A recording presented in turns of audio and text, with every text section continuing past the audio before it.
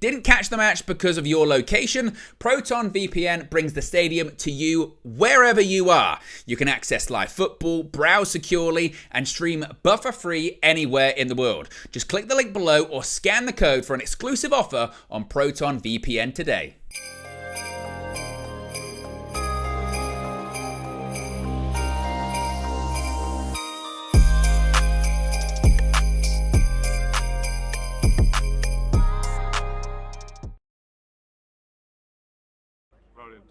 Man United 4, Everton 0 on a Sunday, yeah?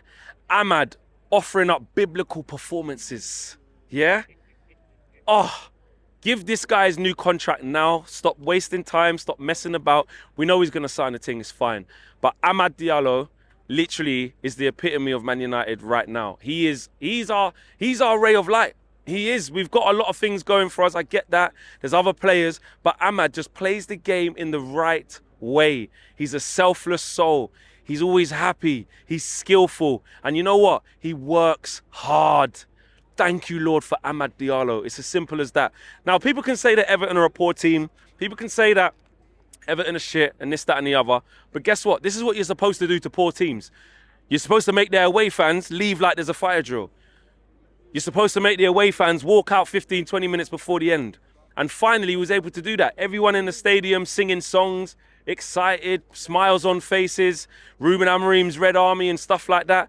Now, we know can't get ahead of ourselves, but it's a nice feeling to experience that because we haven't had that in so long, just dispatching of a team. Now, in the first half, I thought the first half an hour, it wasn't the best from us. It wasn't the best from us. I think we started okay, and then as we started to lose possession of the ball, Everton started to come on a little bit stronger. And we started losing the duels in midfield, not keeping the ball as well in midfield.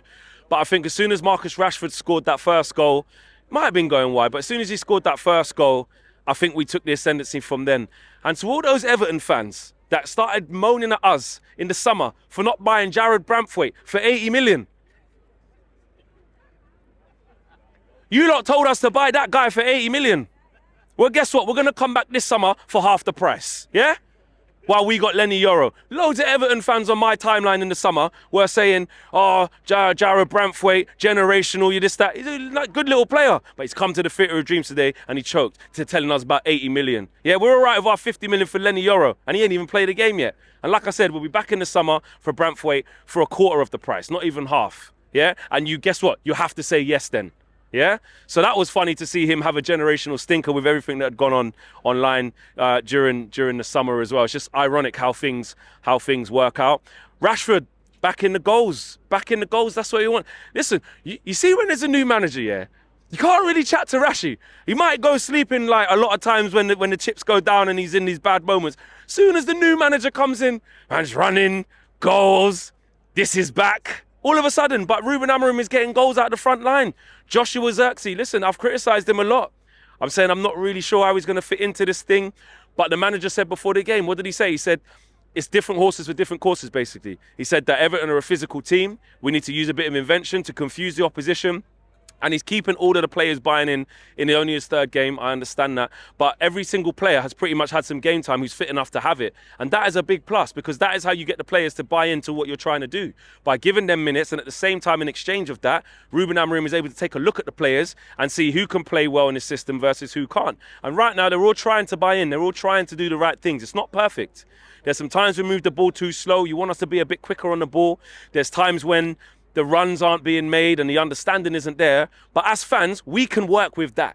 We can work with an idea, we can work with an identity, and we can work with 4 goals at home, 3 goals at home the game before. All right, we got 1 against Ipswich, but chances are being created. Bruno Fernandes, people were saying under Ruud van Nistelrooy, he hit form at the right time. Can he carry that on into Ruben Amorim's early reign? And the answer is yes. A couple of assists for him as well, so he's involved. So I'm over the moon. I'm over the moon. Big up, boys. I'm over the moon, man, because, like I said, you can't get ahead of yourself, but you're supposed to dust down these type of teams. Everton aren't a good team. They're supposed to come here, get dusted, and then they'll go back down to M6. That's what's meant to happen.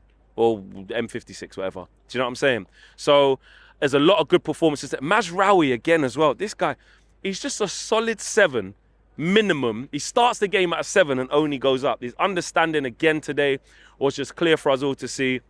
And he does need a bit of a rest. He does, because we are relying on him so much. But he was absolutely excellent today. Dalot was a little bit more comfortable today. He hasn't been playing great, but it was better from him today. De Ligt, no real troubles for him. He was just composed and calm. He was fine. And the real threats, again, it was just Ahmad all game. Like, Everton just didn't know what to do with him. He didn't know whether to go touch tight to him. He's strong. He's going to turn you if you get too tight. If you sit off him, he's got the space of the park and he's going to pick the right pass. And what I really love is that he's so selfless. When he's clean through, a lot of players can rush or try and see the back pages and get the limelight and say, you know what? I want the glory. I want to score. Ahmad's like, no, the better option is to slide the ball to Zirkzee and let him score. It's as simple as that. And the same for his first assist as well. So I'm really, really pleased with him. And actually, we've been talking about him trying to play further up in the 10 position because we want Ahmad closer to the goal. Actually, I think the manager's probably called this right. He's called this right because Ahmad's showing he has the fight to go backwards and defend and put his body on the line and be physical. And then when we do have the ball, he's getting into positions where he's playing basically right wing anyway.